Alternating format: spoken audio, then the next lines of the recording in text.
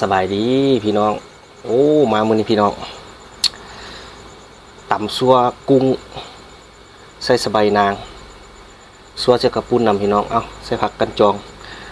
มาพี่น้องมาแซ่บๆนำกันมื้อนี้เอาผักกับผักแก้มกันมักแตงผักสลัดมักทั่วเอาฝากพี่น้องกดไลค์กดแชร์กดติดตามเพื่อเป็นกำลังใจจานเล่เด้อมาพี่น้องมาโอ้ตำโอตัวเลยมื้อนี้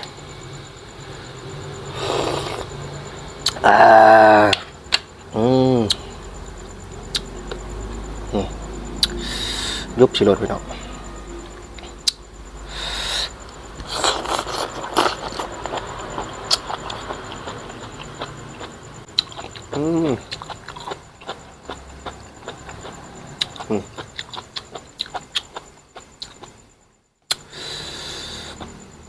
สบายนางกึด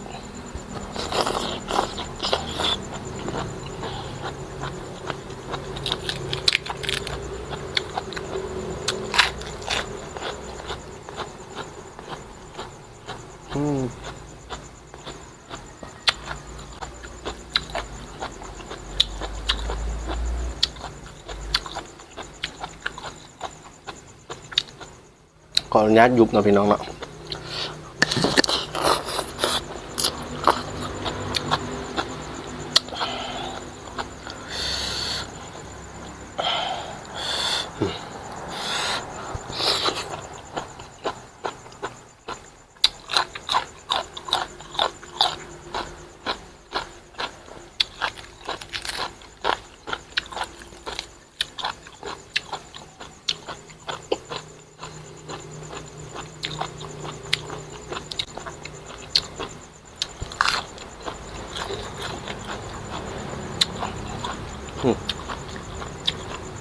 กุ้งสดๆตัวบางใหญ่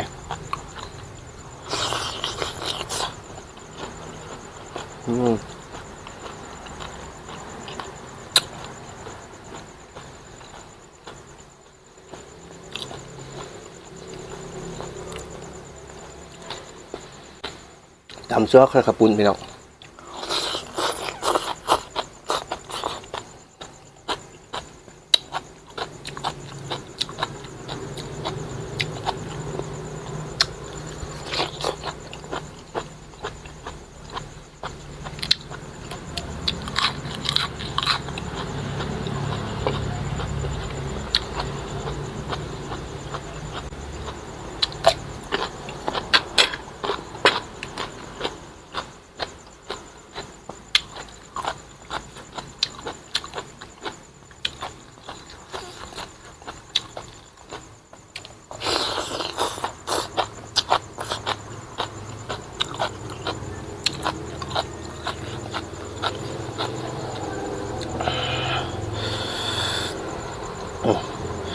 คำง่ายๆเลย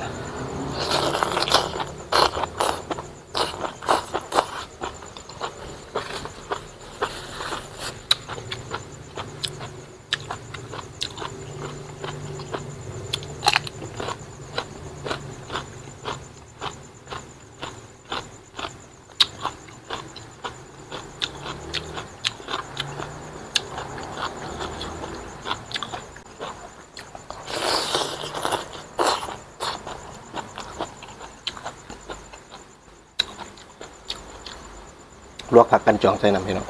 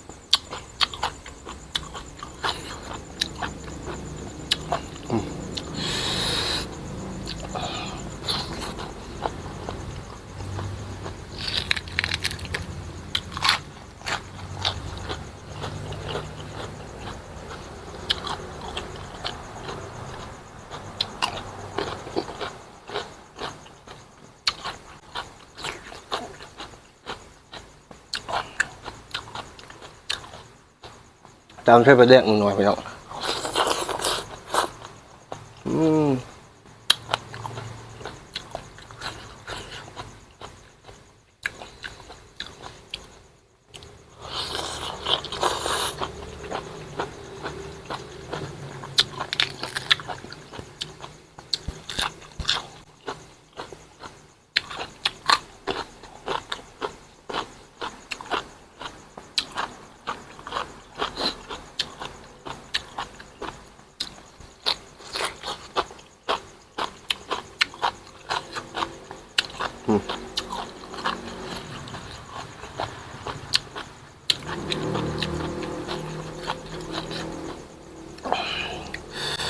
ตอนยังไง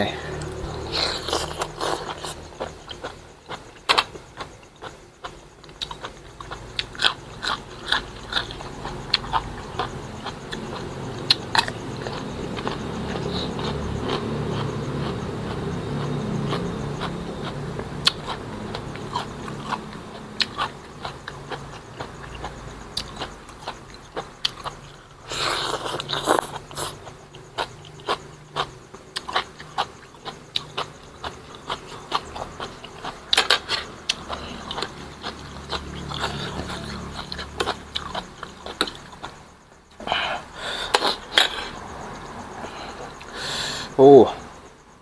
เผ็ดจัดครับ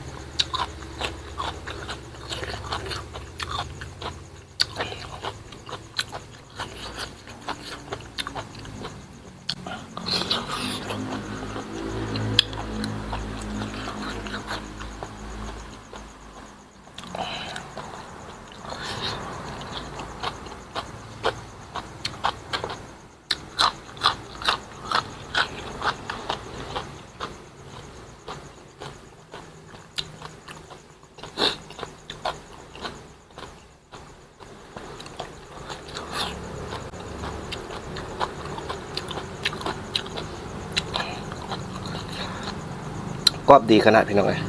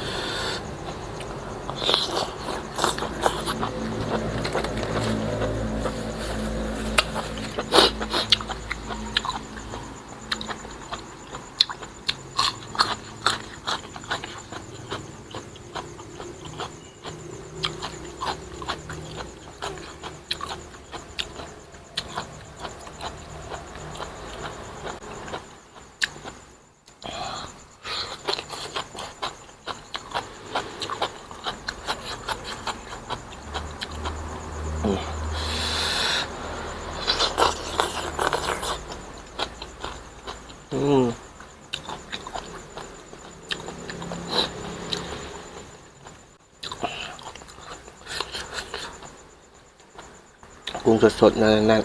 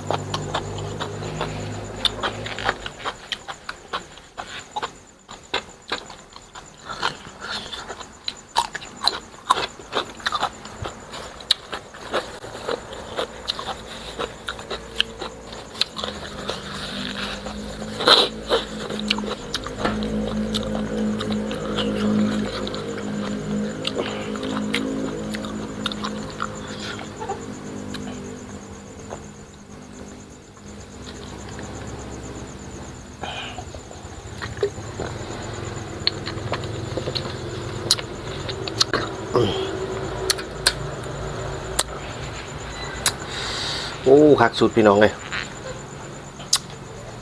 ตำเผ็ดเผ็ดสมนัวๆเข้าท่าเอาขอบใจพี่น้องที่ติดตามรับชมแต่ต้นจนจบเนาะฝากกดไลค์กดแชร์กดติดตามเพื่อเป็นกำลังใจจานเล่เด้อเดี๋ยวคลิปหน้าพอกันใหม่พี่น้อง